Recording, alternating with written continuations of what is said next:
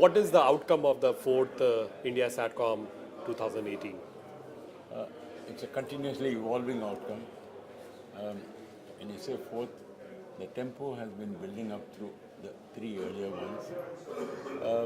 And today we see a remarkable development over the three times when we are able to get all the stakeholders here together, a packed house right from morning till evening.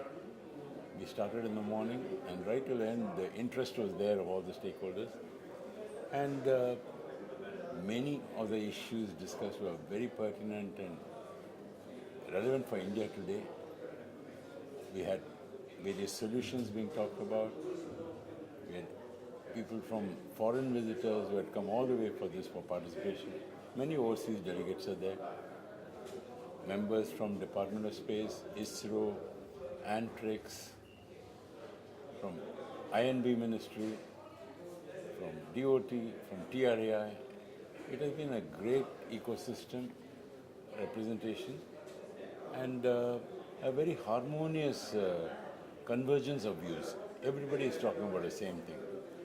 And in Satcom, and where, as you probably would appreciate, when we say Satcom, we mean inclusive of broadcasting. Broadcasting is depending on satellite. Yes, sir. So Satcom and broadcasting together, a lot of convergence issues were talked about. And the two big common issues which run as a thread through the whole thing is that in India what we need to address are only two: supply of bandwidth and the price. Okay. And the view coming across, we had a very active roundtable yesterday before the event today, which was attended by 30-40 executives from all over the CXOs. View coming across from that and today also is that our satellite bandwidth is too highly priced compared to the global benchmarks. General view was at about 10 times, that's what experts are talking. I would say at least 4 to 5 times from whatever. So that's a big, big thing for India, which is so price sensitive a market. Okay. And where you must appreciate that when you talk of going to the remote and inaccessible areas, terrestrial becomes very expensive. Normally everybody thinks satellite is very expensive. It's the other way around. It's the other way around actually. And we need to leverage this possibility for delivering bandwidth. Because today the need in India is to reach all the villages and remote areas. That is digital India. And the need is not voice connectivity alone. We are talking data connectivity. Today the connecting the unconnected means with broadband. Ordinary say, okay, voice is taken for granted. So broadband connectivity everywhere, which satellite can provide, we need to exploit that and we need to get the price down. And the theme of the conference is itself that, connecting the unconnected, mainstreaming Satcom. The time has gone when satellite communication was thought of like what mobile was thought of 25 years ago. Mobile was thought to be a very elitist thing, the rich only, a luxury item for the rich. Today, even now, people think satellite is very expensive. Same thinking like that for mobile. But it is not so. It can be cost effective and usable by the common man for communication. So that is mainstream. Throwing away the exotic, erotic looks about it and making it down to earth practical utility. That's the theme of the conference, and very good discussions were there. Talk about the new forthcoming Satcom policy, which apparently government is working on, both Department of Space and DOT. Talking about new technologies coming in. For example, we had Thales here today talking about a new concept in communication. So we had a host of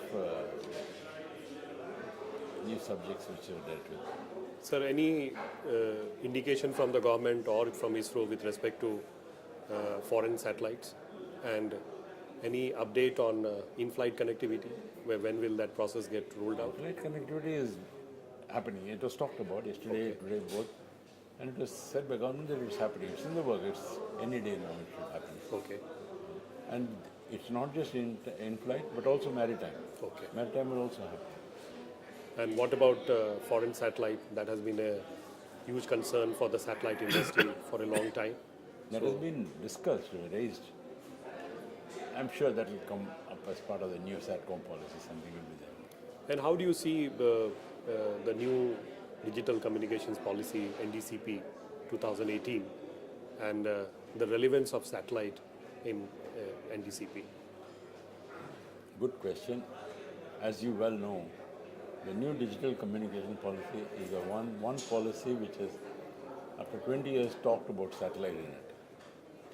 And it has dealt with it not in one line or a reference in passing, but with at least 3 sections on that. And very clear goals have been set there. And that I'm sure will be rolled out one by one now. So it is it's marking an inflection point in what all we have been seeing and doing.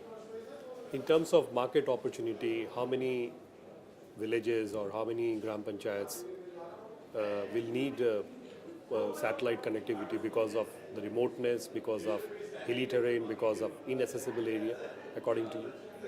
Any numbers to it, sir? No. To me, I would not say that it is only for rural. Okay. Because in urban areas also you've got people who are unconnected. Okay. Maybe Juggis, where people don't want to go. There are areas where putting up a telecom or rolling out fiber is too expensive. So I will refuse to say that satellite is only for the remote areas. It is a very good alternative communication for broadband. At low latency, you can have very low latency. So if you're talking 5G, it is through Satcom is part of it. So in fact, I think if I'm not wrong, Australia have satellite as a redundant. They have a redundant network. Okay. So you must have for a country like India, we cannot just ape or mimic solutions. Do you know that, for example, in US, I hear that they have got at least 4 to 5 million satellite terminals working for a population which is 1/4 of ours, and for an economy which is far more advanced, which is completely connected by fiber. And they don't need to do it. That means they see great value in that. We should be having multiple times that. If they got 4 million, we should be having 40, 50 million. So, and with respect to, sir, high throughput satellite, when do you see India experiencing that? I'm sure it will happen now. Already there are high throughput satellites, but not used for commercial communication. That we'll have to wait from probably within the year. So you also talked about economic potential and ease of doing business. So what are the different suggestions that you have made, sir? Ease of doing business, there have been a big set of recommendations from TRI where we had interacted. So that reflects our views. That has been there, and that I'm sure it will be actioned by government. So there is no new discovery there. That is there. We have laid them all down. In terms of investment, once competition is brought, our fundamental thing is competition. We need competition, optimal competition here to deliver affordability and customer choice, new technologies. And that will become, it means massive investments. For example, Thales, which is here today as part of this conference, they are talking of a new concept, and that will bring in huge investment. If I say 50 million satellite terminals will be working here, that's a big opportunity for Make in India. That's an investment. So that is a huge, and if you bring in private parties into satellite manufacture, you're talking of maybe $500 million per satellite.